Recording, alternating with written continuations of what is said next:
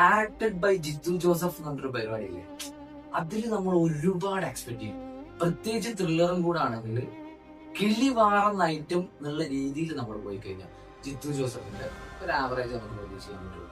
അപ്പൊ സ്ട്രൈറ്റ് ചെയ്ത് പോയിട്ട് നമുക്ക് സ്റ്റോറിയിലേക്ക് പോവാം. സ്റ്റോറി എന്ന് പറയുന്നത് ഒരു മകളുടെ തിരോധാനത്തിൽ അച്ഛന്റെ പ്രതികാരം, ഇത്രയുള്ള ബ്ലോക്ക്. അച്ഛൻ എങ്ങനെ പ്രതികരിക്കുന്നു എന്നുള്ളതാണ് പടത്തിന്റെ ബാക്കിയുള്ള പരിപാടി. ഇപ്പൊ first of all casting Biju Menon ചുമ്മാ തീ പരിപാടിയാണ്.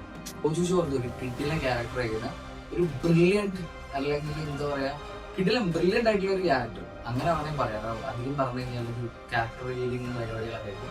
ഫസ്റ്റ് ഹാഫ് നമുക്ക് കുറച്ച് സ്ലോ ആയിട്ട് പോകുമ്പോൾ, കാരണം ഈ ഫസ്റ്റ് ഹാഫിലുള്ള സ്ലോ സെക്കൻഡ് ഹാഫിൽ ഫില്ല് ചെയ്യുന്നുണ്ട് അവര് നല്ല വൃത്തിയായിട്ട് ഫില്ല് ചെയ്യുന്നത്. നമ്മളിത് ഭയങ്കരമായിട്ട് സാറ്റിസ്ഫൈഡ് ആവാത്തതിന്റെ പ്രശ്നം എന്താ പറയാ, കാരണം നമ്മളിപ്പോ എല്ലാ ജോണറിലുള്ള പരിപാടികളും കണ്ട് ഇനി നമ്മളെ വാവെന്ന് പറയിപ്പിക്കണമെങ്കിൽ അതൊരു ഡയറക്ടറും ഒരു റൈറ്ററും കഴിവ് തന്നെയാണ്. കാരണം